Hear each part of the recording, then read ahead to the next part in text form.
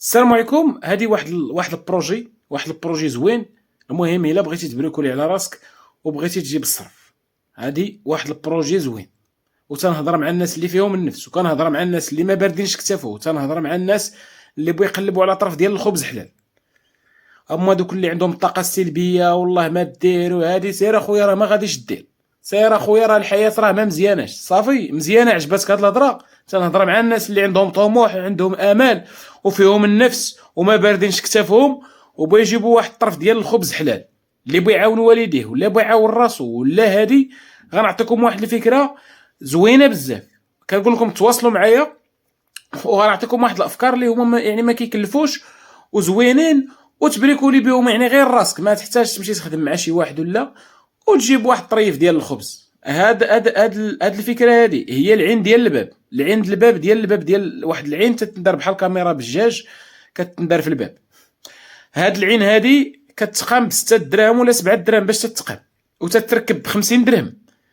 كما قلت لكم هاد العين هذه ما تتفوتش 10 دراهم، يعني في الثمن ديالها ما كتفوتش 10 دراهم.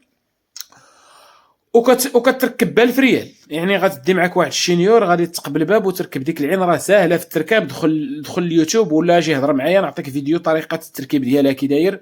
وغتمشي للدار قول لهم اخويا راه كنركب واحد العين الباب، الا يدق عليك شي واحد ولا باش تعرف شكون اللي تيدق عليك ولا هادي عاد تحل الباب.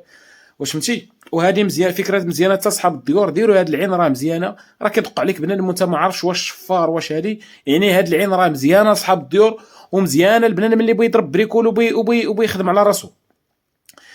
سير جيبها، راه كتباع عند دروغري ولا طلع للدار البيضاء جيبها. الا عندك شي واحد في الدار البيضاء هنا في كراج علال ولا في ضرب عمر، يمشي يجيبها لك عند شي جمال وتقداها ولا قلب عليها. راه كاينين لي تيليجرام ديال الناس اللي كيبيعوها وغتقام عليك بالجمله.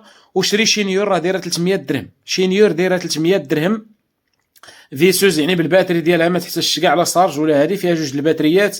ولا غتكريها سير كريها ب 10 دراهم النهار وسير خدم على راسك. كما قلت لكم راه ب1000 ريال باش تتركب الوحده. كتجي تتقب تتركبها ما كتاخذش 10 دقائق ولا ربع ساعه ما فيتاش. وغتصور يعني من 500 حتى 600 درهم في النهار.